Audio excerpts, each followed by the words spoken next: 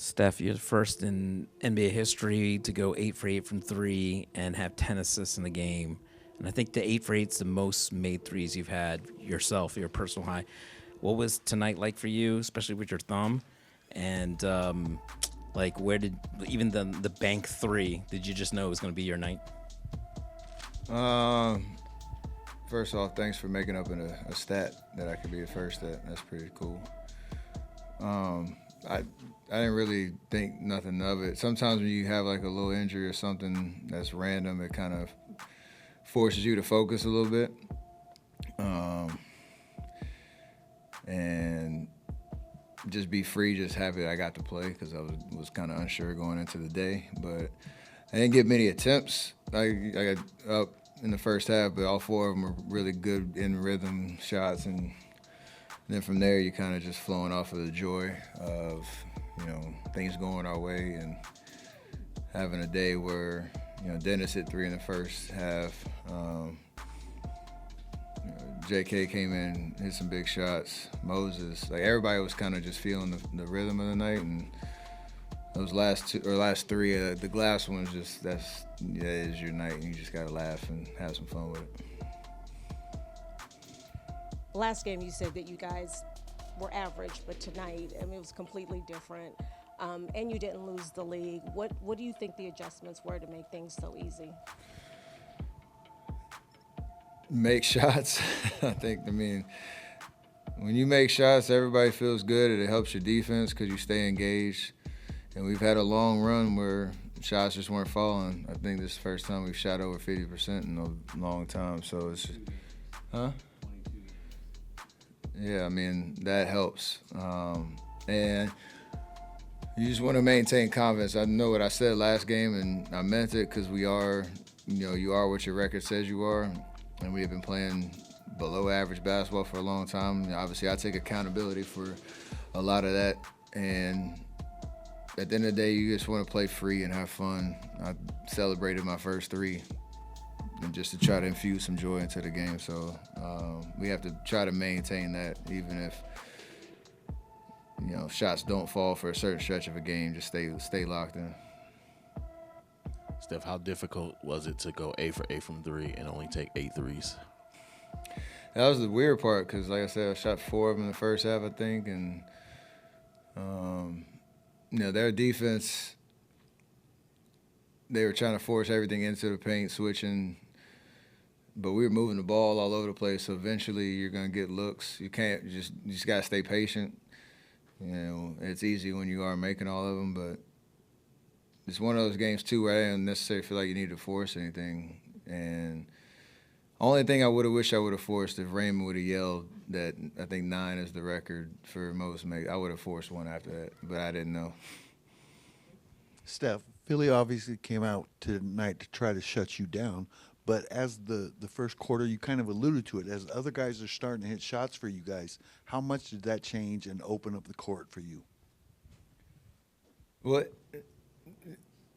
opening up the court, it just makes you think about every option that we have out there. Like, obviously, 42 assists is indicative of good ball movement or good organization, taking care of the possessions, finding the open guy, and no matter who gets it, they can finish the possession with a shot. So my game was indicative of how we all played, and it was a beautiful, brand of basketball.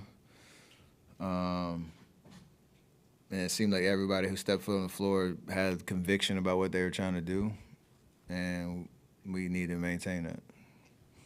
Steph, how would you sort of describe Draymond's season to this point and the impact he's had? I mean, we've seen it for years, but, had some turbulence last season. Obviously, he was out for stretches, and this year it seems like tonight, he kind of gets lost in the shadows, but 15, 7, and 6. And he seems sort of renewed vigor on defense, too. I'm just curious how you would sort of characterize what he means to this team in trying to get you guys going.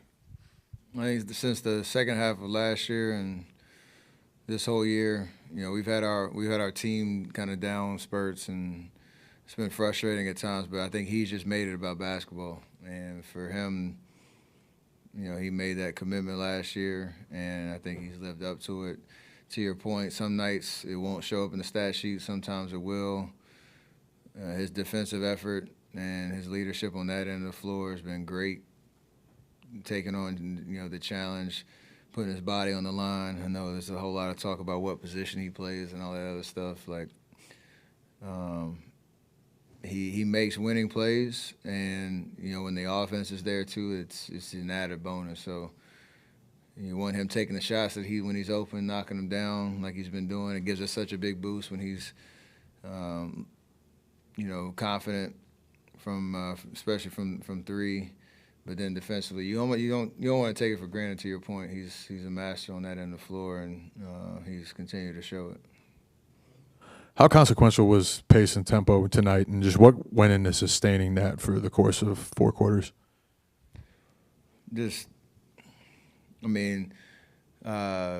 game against Cleveland, we had it in the first half, and then when shots stopped falling, it's human nature. You kind of get a little defeated, and that affects your first 3 steps either direction. It affects the trust to move the ball. Tonight, we were rewarded with that effort early because guys were knocking down shots. It was just contagious, and for us, the way that we play and the way that we're going to be successful, it has to be that for that style for as long as you can sustain it. We talk about it in practice. We talk about it in timeouts, pregame, like whatever. The execution hasn't always been there. I remember the conversation in Phoenix after the loss about the 13-man rotation, and you even saying the need to trim it a little bit. It's 9 tonight. It's kind of being pretty consistently trimmed now down. I mean, how much do you think that is helping?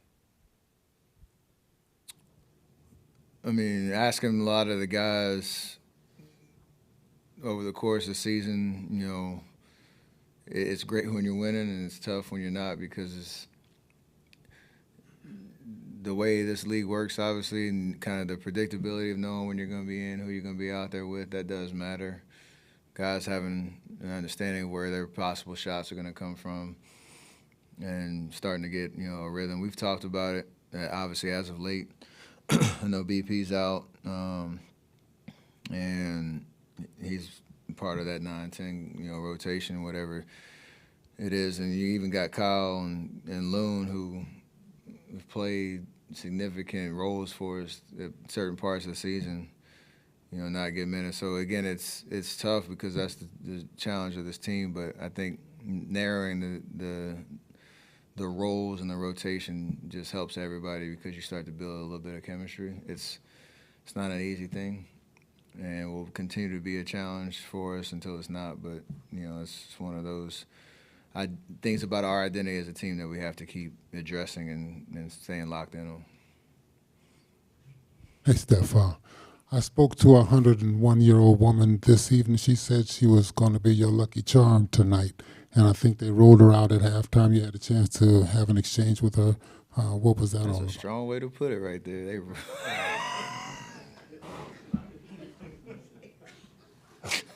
Try to keep straight.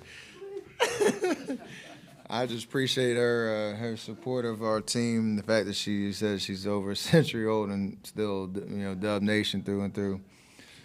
So I shook her hand and took a picture, and I haven't missed since. Hey, Steph, if I could ask a follow-up to the Draymond question. You mentioned the conversation about which position he plays, and he obviously starts out at 4 with Trace, which gives you a big defensive presence, and it seems like right away the next change is J.K. coming in, and then Draymond goes to the 5, and that lineup's been effective for the most part. How does it feel different when it's J.K. and him, or versus him and Trace? How does it change the dynamics, I guess? We have certain play calls that are catered to when Draymond's at the 5, and when Trace is at the 5, we have, or anybody else is at the 5, and defensively, you give up size, obviously, but you gain speed and a little bit of athleticism, so you try to cater to that a little bit.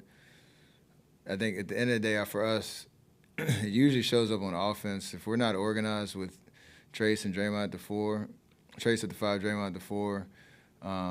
It can get ugly really quick because we don't have an intentionality of what we're trying to do on offense, and teams know that. But we've gotten better at that as of late. At the 5, when Draymond's at the 5, the chaos can kind of roll a little bit easier because he's making plays, and there's usually a little bit more space out there. So it's just one of those subtle adjustments you have to make on the fly, no matter or depending on who is playing what role. Klay Thompson's anticipated surge could spell trouble for the Warriors. Klay Thompson's January stats off the charts. The Golden State Warriors are feeling the absence of Thompson more than ever, struggling to find an effective on-court partner for Stephen Curry since De'Anthony Melton's devastating ACL injury cut his season short. As the Warriors navigate the challenges of integrating Dennis Schroeder, who has struggled since joining on December 15th, Thompson is stepping into a more prominent role with the Dallas Mavericks, especially after superstar Luka Doncic recently went down with a calf strain. Klay Thompson set to explode this month. Doncic's injury, sustained on Christmas Day against the Minnesota Timberwolves, is expected to keep him sidelined for a significant portion of January. More than just missing the Slovenian star, the trend indicates that Thompson is poised for a notable spike in his performance. As highlighted by Jake Ferraro of the Smoking Cuban earlier this week, January has historically been a month where Thompson thrives, boosting both his shooting percentages and scoring volume. There's something about the new year that ignites Thompson, and Mavericks fans can expect to see more of that this season as 2025 rolls in, Ferraro noted. Warriors fans fondly recall Thompson's spectacular New Year's Day performance 2 years ago, when he dropped 54 points and grabbed 8 rebounds, leading Golden State to a thrilling double overtime victory over the Atlanta Hawks. In that same month, he recorded 5 additional games of at least 26 points, averaging 27 points with an impressive 43.1% shooting from beyond the arc. Last January, Thompson maintained a solid 20-point average with 40.5% shooting from 3, both of which surpassed his season averages. The Mavericks are now banking on a similar uptick in production, especially in Doncic's absence. Thompson kicked off January with a solid 16 points on 6 of 11 shooting, including 4 of 8 from 3, against the Houston Rockets. Unfortunately, it wasn't enough, as the Mavericks fell 110-99 on the road. Meanwhile, the Warriors found their offensive rhythm in a dominant 139-105 victory over the Philadelphia 76ers, where Curry and Jonathan Kuminga spearheaded an efficient performance, shooting 60.9% from the field and 56.4% from 3. However, the Warriors faced significant challenges over the past month, recording the league's worst field goal percentage in December, resulting in a dismal 4-9 record. Dennis Schroeder had his best performance in a Warriors uniform on Thursday, raising hopes that the veteran guard can continue acclimating to the team and mitigate the impact of Thompson's absence. As January unfolds, the Warriors will need to adapt quickly to maintain their competitive edge, especially with Thompson potentially finding his groove.